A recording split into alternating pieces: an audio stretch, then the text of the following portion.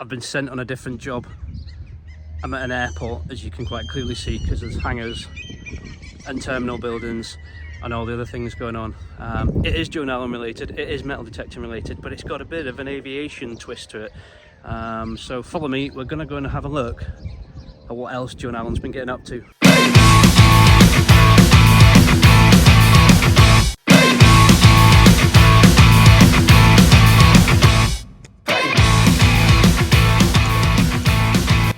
Morning everyone. Right, so we're here at Inverness Airport. Got my pass and everything. Have a look at what's on the side of it. Yep, Joan Allen are at it again. We're doing something completely different. This is so cool. Look at that. The Jet Provost.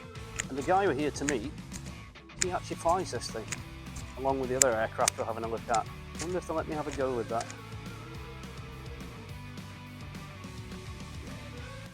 Right, so we're here with Paul Gibbs and his rather lovely aircraft. Paul, tell us a little bit about the aircraft and why we're here. Morning, Tom. Well, this aircraft's called a Trago Mills SAH-1, and some of your viewers and listeners from the southwest might recognise the name Trago Mills, which is a supermarket chain. And in the early 80s, the owner of that chain, a guy called Mike Robertson, used to fly privately, and he found that American built aircraft such as Cessnas and Pipers were rather boring to fly. So he thought, we're good at this in this country, so let's bring a new British aircraft onto the market. And he put his money where his mouth was, and he spent best part of a couple of £1 million, which in the early 80s was a king's ransom, on developing this aircraft. Some of the older viewers may recognise it from Farnborough displays in the 80s. It took part in 3 Farnboroughs. It's been flown by lots and lots of very famous pilots, including the likes of Neville Duke. And the plan was that this would become a run of 200 or 300, and eventually would either end up in flying schools, or latterly the plan was to put it into the RAF as a military trainer.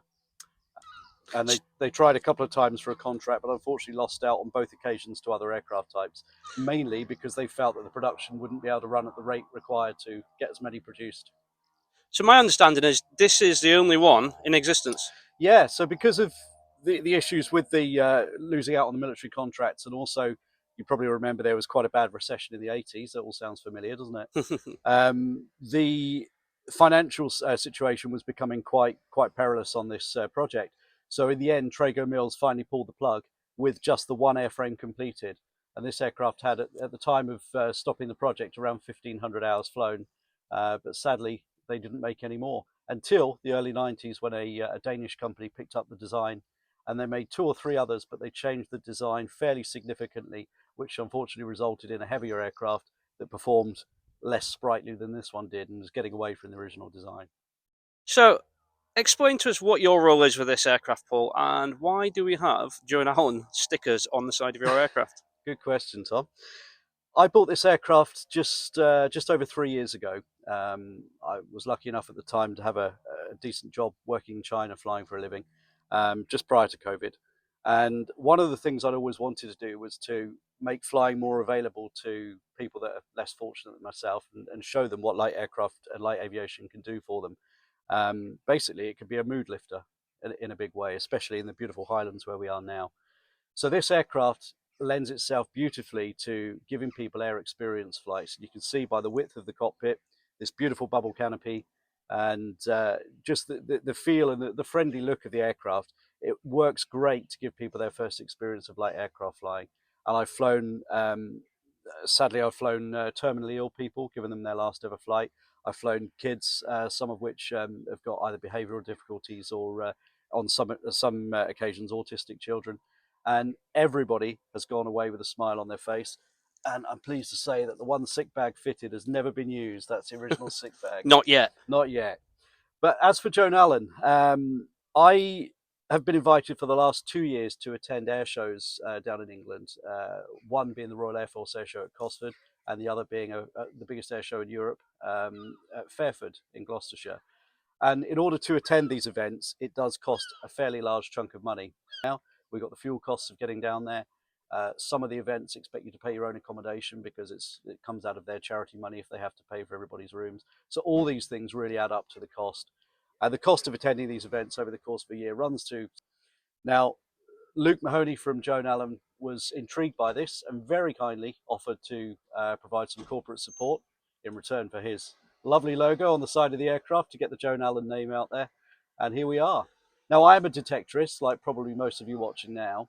And I bought my first detector. In fact, strangely, when I started my flying career back in 1995, it's actually my second detector. The first one was a very old C-scope from a car boot sale, but I stepped that up in 95 and took out an HP deal with Joan Allen at Biggin Hill, and I bought my first serious detector, which was a 1266, a Fisher 1266 X Pro, which I still have, and is still working great. So what are you using today?